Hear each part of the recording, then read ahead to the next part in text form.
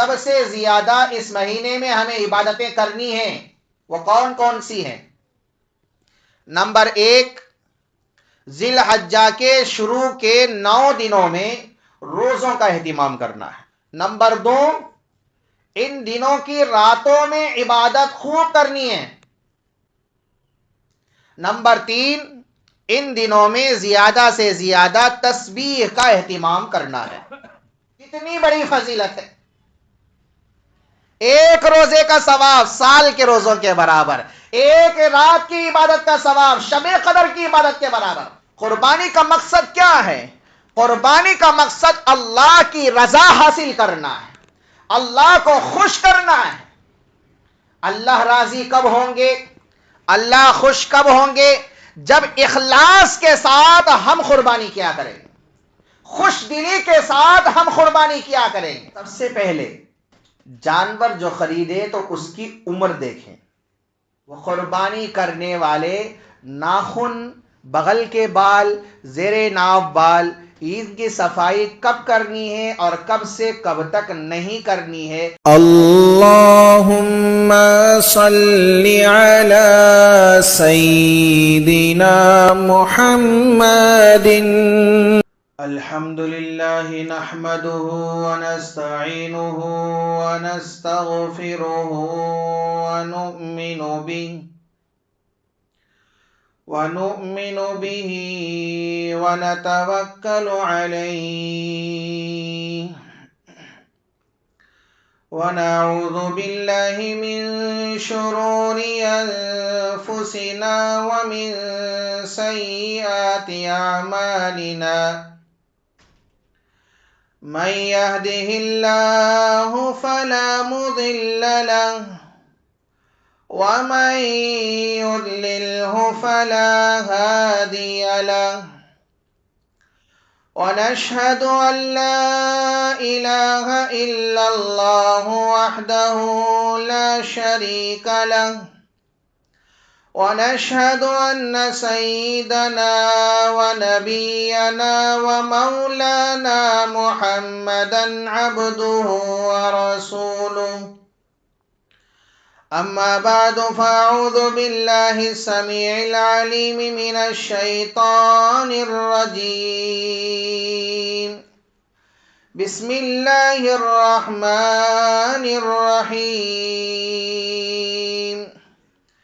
والفجر وليال عشر والشفع والوتر، قال الله تبارك وتعالى في مقام آخر، إنا أعطيناك الكوثر فصل لربك وانحر إن شانئك هو الأبتر، قال الله تبارك وتعالى لن تنالوا البر حتى تنفقوا مما تحبون، قال الله تبارك وتعالى قل إن صلاتي ونسكي ومحياي ومماتي لله رب العالمين، صدق الله مولانا العظيم۔ عن زيد بن أرقم رضي الله عنه قال قال أصحاب رسول الله صلى الله عليه وسلم يا رسول الله ما هذه الأضاحي؟ قال سنة أبيكم إبراهيم عليه الصلاة والسلام، قالوا فما لنا فيها يا رسول الله؟ قال بكل شعرة حسنة، قالوا فالصوف يا رسول الله؟ قال بكل شعرة من الصوف حسنة، أو كما قال النبي صلى الله تعالى عليه وسلم رب اشرح لي صدري ويسر لي أمري واحلل عقدة من لساني يفقه قولي، اللهم صل على محمد وعلى آل محمد كما صليت على إبراهيم وعلى آل إبراهيم إنك حميد مجيد اللهم بارك على محمد وعلى آل محمد كما باركت على إبراهيم وعلى آل إبراهيم إنك حميد مجيد يا رب صل وسلم دائما أبدا على حبيبك خير الخلق كلهم. معزز سامعین کرام اور میرے غیور مسلمان بھائیوں، بزرگوں اور دوستوں، آج ذی القعدہ کی 27 تاریخ ہے۔ اس کے بعد والا مہینہ یعنی ذی الحجہ کا مہینہ اسلامی تاریخ کے اعتبار سے سال کا آخری مہینہ ہے، اور یہ مہینہ بہت ہی باسعادت اور بہت ہی برکتوں والا مہینہ ہے۔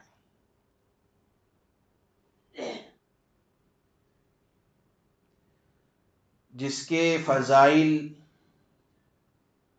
اللہ کے رسول حضرت محمد مصطفیٰ صلی اللہ علیہ وسلم نے بہت سارے بیان فرمائے ہیں۔ قرآن مجید میں اللہ رب العزت نے اس مہینے کی فضیلت بیان فرمائی ہے۔ سب سے پہلی فضیلت یہ ہے کہ یہ مہینہ اشہر حرم میں سے ہے۔ ان عدۃ الشہور عند اللہ 12 شہرا، اللہ رب العزت نے سال کے 12 مہینے بنائے، ان میں سے 4 مہینوں کو حرمت والے بنائے ہیں۔ ان میں سے ایک مہینہ ذی الحجہ کا ہے۔ 3 مہینے تو لگاتار ہیں، ذی القعدہ، ذی الحجہ، محرم، اور چوتھا رجب کا مہینہ ہے۔ یہ 4 مہینے اشہر حرم میں سے، اور ایک فضیلت اس اعتبار سے بھی ہے، اللہ رب العزت سورہ فجر میں قسمیں کھا کر ارشاد فرمائے والفجر ولیال عشر والشفع والوتر۔ اللہ فرماتے ہیں قسم ہے فجر کے وقت کی، ولیال عشر، اور قسم ہے 10 راتوں کی، والشفع والوتر، قسم ہے جفت کی اور طاق کی۔ ان آیات کو سمجھیں۔ اللہ تبارک و تعالی نے ان آیات میں 10 دنوں کی قسم کھائی ہے، اور ان 10 دنوں سے کون سے 10 دن مراد ہیں؟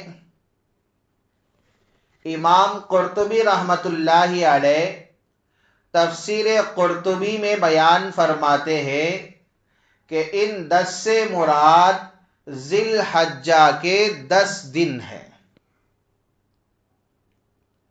بعض اہل علم کی رائے یہ ہے کہ ان 10 سے مراد رمضان المبارک کے آخری عشرہ ہے۔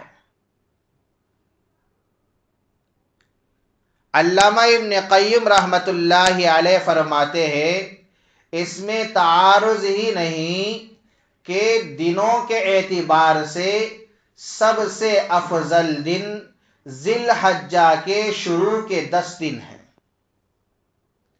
رات کے اعتبار سے سب سے افضل راتیں رمضان المبارک کے آخری عشرے کی راتیں ہیں۔ اس سے معلوم ہوا کہ ذی الحجہ کے جو شروع کے 10 دن ہیں یہ بہت ہی فضیلت کے حامل ہے۔ ان 10 دنوں میں خوب عبادت کرنی ہے، اور ذی الحجہ کی ایک فضیلت اس اعتبار سے بھی ہے کہ اس مہینے میں حج جیسی اہم عبادت ادا کی جاتی ہے۔ ذی الحجہ کے 5 دن میں حج ہوتا ہے۔ 8 ذی الحجہ، 9، 10، 11، 12 ان 5 دنوں میں حج ادا کیا جاتا ہے، تو اس اعتبار سے اس مہینے کی فضیلت۔ ایک فضیلت یہ بھی ہے کہ ذی الحجہ کی 10ویں تاریخ کو عید الاضحیٰ کا دن آتا ہے۔ تو میرے بھائیوں، ذی الحجہ کا یہ مہینہ بہت ہی سعادتوں والا، برکتوں والا مہینہ ہے جو قریب میں آنے والا ہے، لہٰذا ہمیں چاہیے کہ اس مہینے کی قدر کریں، اس مہینے میں خوب عبادت کیا کریں۔ جو سب سے زیادہ اس مہینے میں ہمیں عبادتیں کرنی ہیں وہ کون کون سی ہیں؟ نمبر 1، ذی الحجہ کے شروع کے 9 دنوں میں روزوں کا اہتمام کرنا ہے، اس لیے کہ ان دنوں کے روزوں کی فضیلت احادیث میں بہت زیادہ آئی ہے۔ نمبر 2، ان دنوں کی راتوں میں عبادت خوب کرنی ہے۔ نمبر 3، ان دنوں میں زیادہ سے زیادہ تسبیح کا اہتمام کرنا ہے۔ تسبیح سے مراد سبحان اللہ، الحمدللہ، لا الہ الا اللہ، اللہ اکبر، ان تسبیحات کو کثرت سے ان دنوں میں پڑھنا ہے۔ اب یہاں پر ایک بات سمجھیں، ذی الحجہ کا جو پہلا عشرہ ہے اس کے اندر ثواب روزوں کا بہت زیادہ ہے۔ حدیث میں آتا ہے، پیارے نبی صلی اللہ علیہ وسلم کا فرمان جس کا خلاصہ یہ ہے کہ ذی الحجہ کے شروع کے 10 دنوں میں ایک دن کے روزے کا ثواب 1 سال کے روزوں کے برابر۔ گویا کہ ایک روزہ رکھا تو 1 سال کے روزے رکھنے کا ثواب اللہ رب العزت عطا فرمائے۔ اب عید سے پہلے جو 9 دن ہیں، ان 9 دنوں میں اللہ کے رسول صلی اللہ علیہ وسلم روزوں کا اہتمام کیا کرتے تھے۔ ہمارے یہاں تو یہ رواج ہے کہ ہم تو صرف عرفات کا روزہ رکھتے ہیں اور پوچھتے ہیں کہ عرفات کا دن کون سا ہے، اور معلوم کرنے کے بعد اس دن روزہ رکھنے کا اہتمام کرتے ہیں۔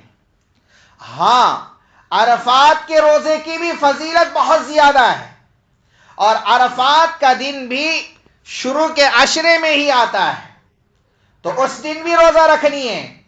لیکن اس سے پہلے جو ایام ہیں ان دنوں میں بھی روزہ رکھنے کا اہتمام کرنا چاہیے، اس لیے کہ ایک دن کے روزے کا ثواب 1 साल के रोजों के बराबर है।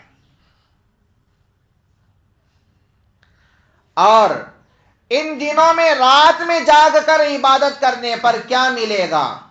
प्यारे नबी सल्लल्लाहु अलैहि वसल्लम के फरमान का खुलासा ये है कि इन दिनों में रात को जो कोई आदमी इबादत करता है, जागता है और जाग कर अल्लाह को मनाने की कोशिश करता है, इबादत में अपना वक्त गुजारता है, तो अल्लाह रब्बुल इज्जत एक रात की इबादत पर शबे कदर की इबादत का सवाब अल्लाह ताला उसको अता फरमाते।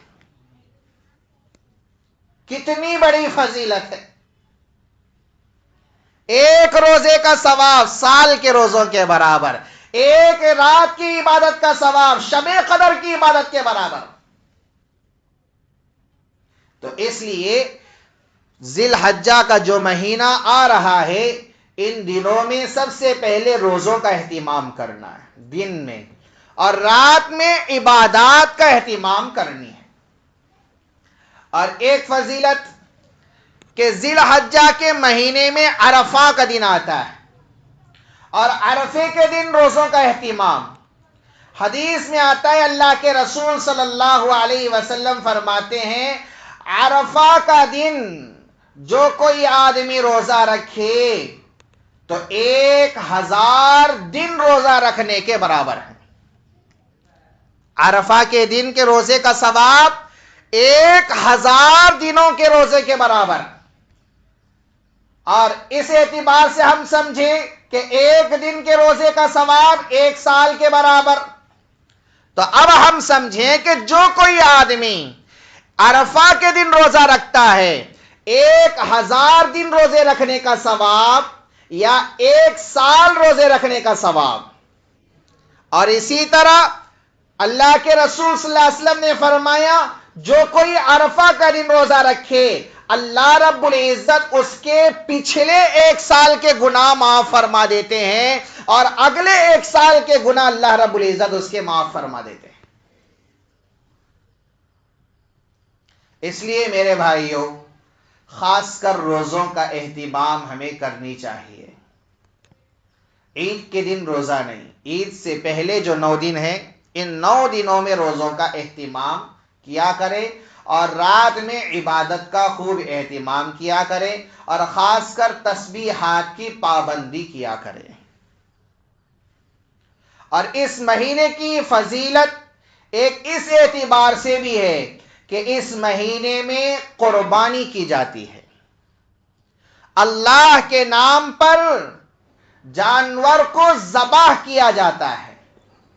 हजरत ज़ैद इब्न अरकम रजी अल्लाह तआला अन्हु रावी हैं, फरमाते हैं, अल्लाह के रसूल सल्लल्लाहु अलैहि वसल्लम के सहाबा प्यारे नबी सल्लल्लाहु अलैहि वसल्लम से पूछते हैं, या रसूल अल्लाह मा हाज़िहिल अज़ाही, अल्लाह के रसूल सल्लल्लाहु अलैहि वसल्लम ये कुर्बानी क्या है, कुर्बानी की क्या हैसियत है, इस कुर्बानी पर हमें क्या मिलेगा? अल्लाह के रसूल सल्लल्लाहु अलैहि वसल्लम ने इरशाद फरमाया, सुन्नतु अबीकुम इब्राहीम अलैहि सलातु वसलाम, ये कुर्बानी इब्राहीम अलैहि सलातु वसलाम की सुन्नत है, तुम्हारे अब्बा इब्राहीम अलैहि सलाम की सुन्नत है। सहाबा ने पूछा, फमा लना फीहा या रसूल अल्लाह, अल्लाह के रसूल सल्लल्लाहु अलैहि वसल्लम इस कुर्बानी के करने पर हमें क्या मिलेगा, क्या सवाब मिलेगा, क्या अजर मिलेगा? अल्लाह के रसूल सल्लल्लाहु अलैहि वसल्लम ने फरमाया, बिकुल्ली शारतिन हसना, जानवर के जिस्म के हर बाल के बदले में एक नेकी अल्लाह ता फरमाए। सोचने का मकाम है, जानवर के जिस्म पर कितने बाल होते हैं, कोई शुमार नहीं कर सकता, कोई गिन नहीं सकता। तो अल्लाह के नबी सल्लल्लाहु अलैहि वसल्लम फरमाते हैं, अल्लाह रब्बुल इज्जत जानवर के जिस्म के हर बाल के बदले में एक नेकी अता फरमाते हैं। सहाबा ने पूछा, फसूफ या रसूल अल्लाह, अल्लाह के रसूल सल्लल्लाहु अलैहि वसल्लम اون پر کیا ملے گا؟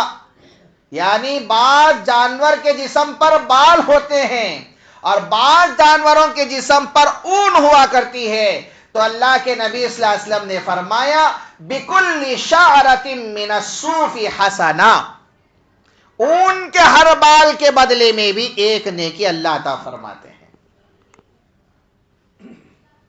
تو اس لیے ہمیں چاہیے کہ جب اتنا ثواب قربانی کے کرنے پر اللہ عطا فرماتے ہیں تو خوش دلی کے ساتھ ہم قربانی کیا کریں۔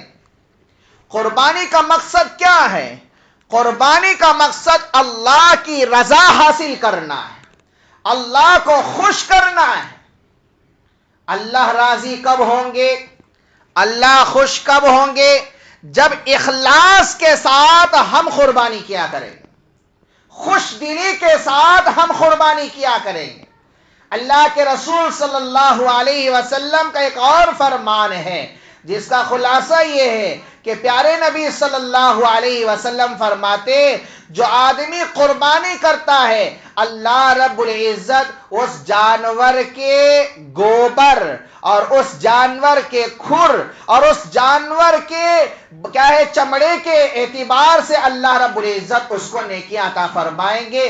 قیامت کے دن اللہ رب العزت اس کے برابر اس کو ثواب عطا فرمائیں گے۔ اب سمجھیں کہ جو جانور ہم ذبح کر رہے ہیں، قربانی دے رہے ہیں، اس کا جو گوبر ہے اس پر بھی اللہ ثواب دے رہے ہیں، اس کا پیشاب اس پر بھی اللہ ثواب دے رہے ہیں۔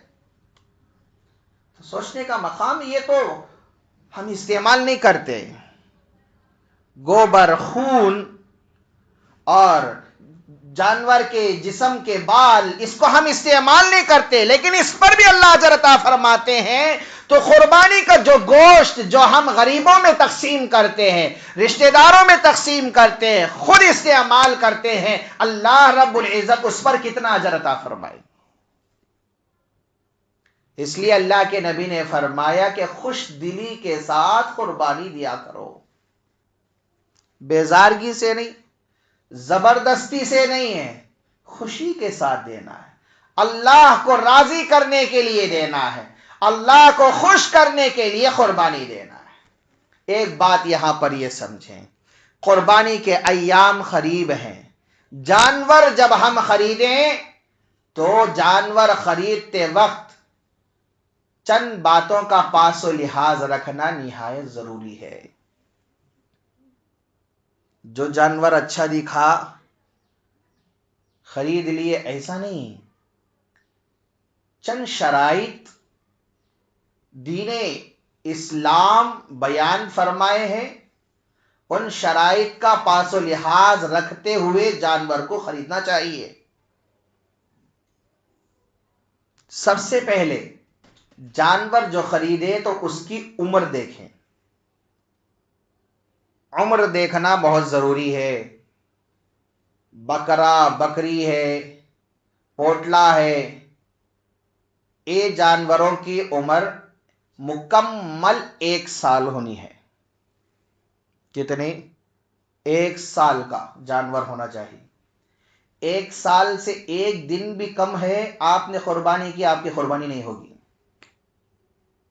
مکمل 1 سال۔ جو بیچ رہا ہے آپ سے پوچھ لے کہ بھائی اس کی عمر کتنی ہے؟ 1 سال ہے، آپ اس کو کیا ہے قربانی میں دے سکتے ہیں۔ ایک طریقہ ایک اور ہے، جانور کی عمر پہچاننے کے لیے بعض لوگ اس کے دانت دیکھتے ہیں، دانتوں کا بھی اعتبار، دانتوں سے پتا چلا کہ اس کی عمر 1 سال ہے یا 1 سال سے زیادہ ہے، آپ قربانی کر سکتے ہیں۔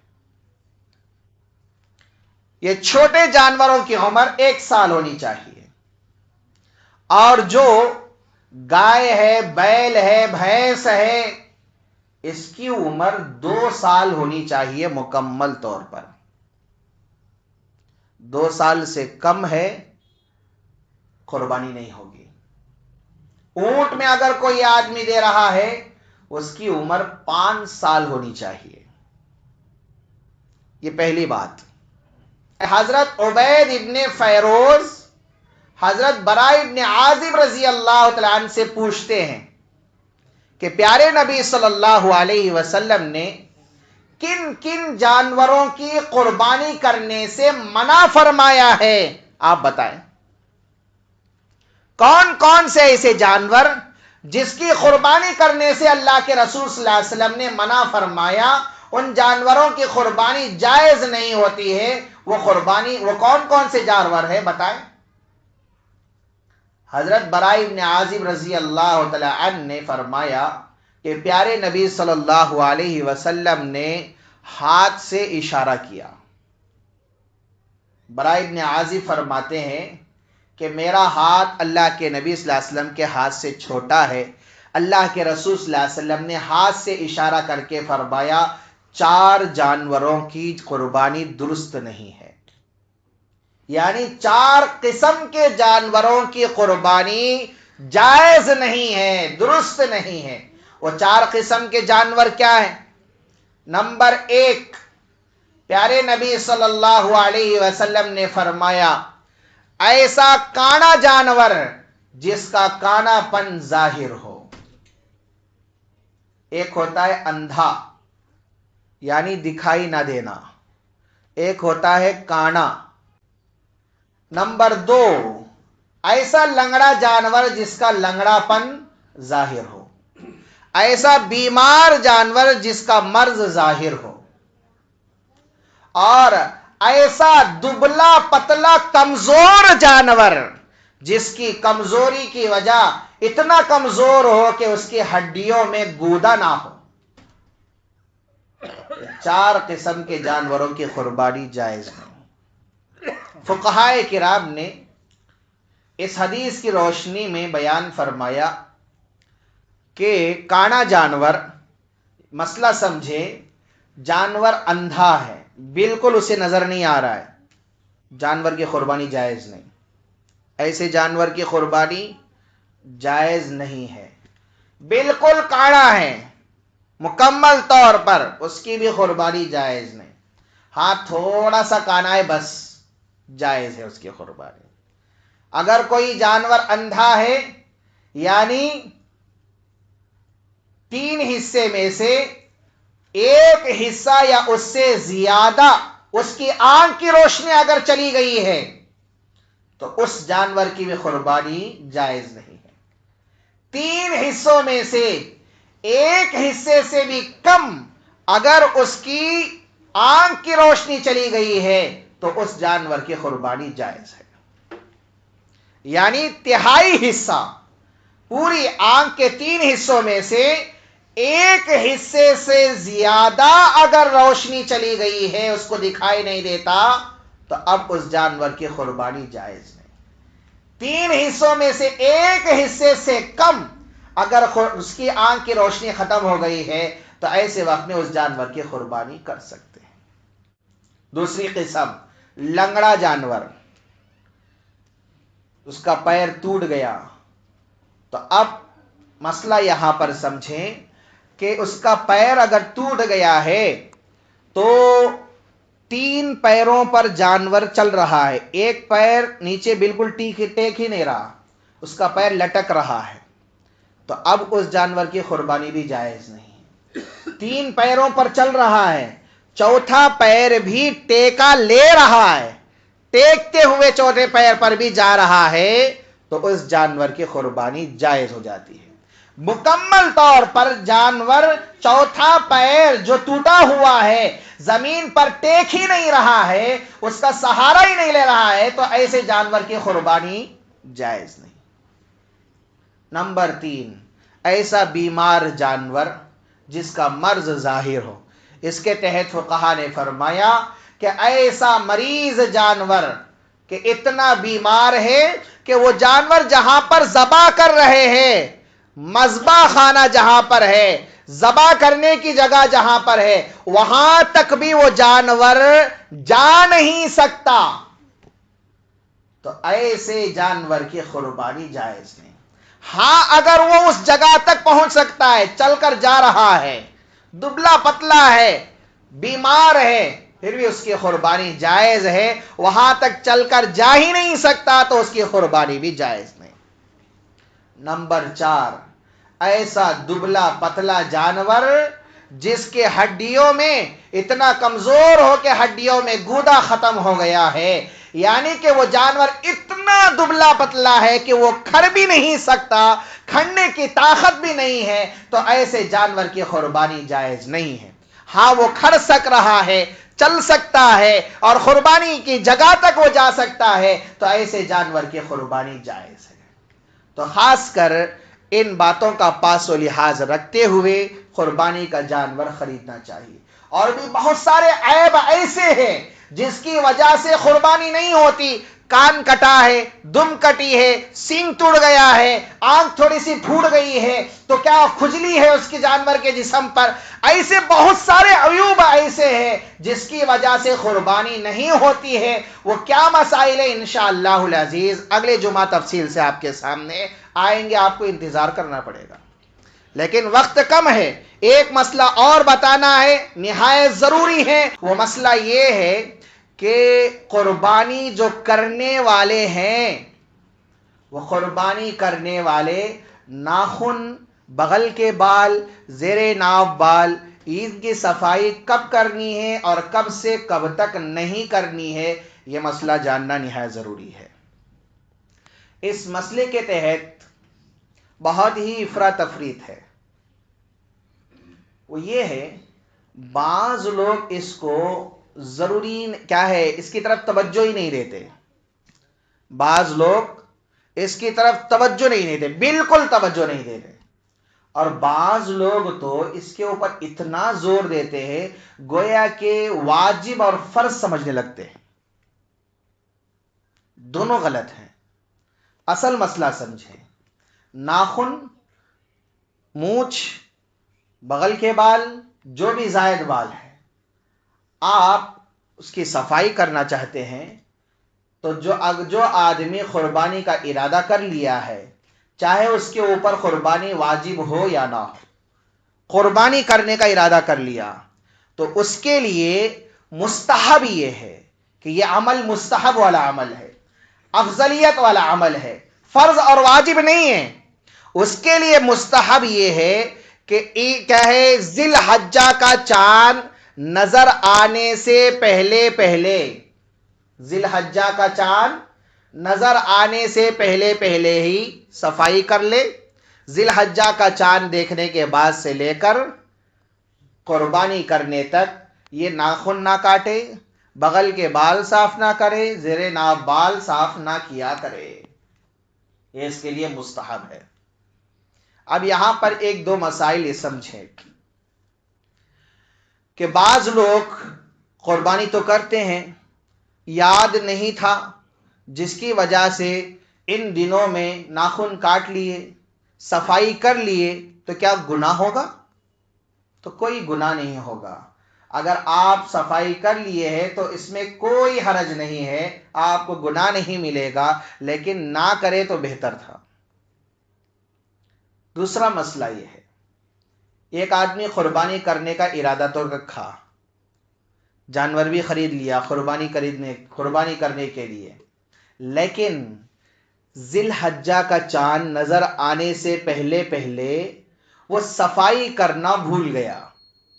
اب ذی الحجہ کا چاند نظر آ گیا، اب صفائی کرنی ہے، 40 دن مکمل ہو گئے ہیں۔ شریعت تو یہ کہتی ہے کہ صفائی جتنا ہو سکے ہفتے میں 1 مرتبہ کر لیا کرے۔ خاص کر نوجوانوں کی یہ مسئلہ معلوم بھی نہیں ہے، بغل کے بال صاف کرنا ہے، زیر ناف بال صاف کرنا ہے، یہ مسئلہ تو نوجوانوں کو بالکل معلوم ہی نہیں ہوتا ہے، ماں باپ بتاتے بھی نہیں ہیں۔ بچہ جوان ہوا تو یہ مسائل ماں باپ کے لیے ضروری ہے کہ اپنے بچے کو سمجھائیں، بتائیں کہ بھائی یہ بال صاف کرنی ہے، صفائی کا اہتمام کرنا ہے۔ تو بہرحال تو 40 دن مکمل ہو گئے، اب یہ کیا ہے، عشرہ چل رہا ہے، اب ان دنوں میں بال صاف نہیں کرنی ہے، صفائی نہیں کرنی ہے، تو 40 دن اگر آپ کے مکمل ہو گئے تو آپ کے لیے اب ضروری ہے کہ آپ صفائی کر لیا کریں، ضروری ہے کہ آپ صفائی کر لیا کریں، اس لیے کہ 40 دن ہونے کے بعد بھی ایسے ہی نہیں رہنا چاہیے۔ تو اس مسئلے کو خوب اچھی طرح سمجھ لیا کرے کہ جو حضرات قربانی کا ارادہ کیے ہوئے ہیں، ذی الحجہ کا چاند نظر آنے سے پہلے ہی صفائی کا اہتمام کر لیا کرے۔ آج ذی القعدہ کے 27 تاریخ ہیں، اگر اتوار کو چاند نظر آ گیا تو انشاءاللہ پیر کے دن 1 تاریخ ہوگی۔ اتوار کو چاند نظر نہیں آیا، پیر کے دن چاند نظر آیا تو منگل سے 1 تاریخ شروع ہوگی۔ تو اس لیے اس اعتبار سے آپ اس کا اہتمام کیا کریں۔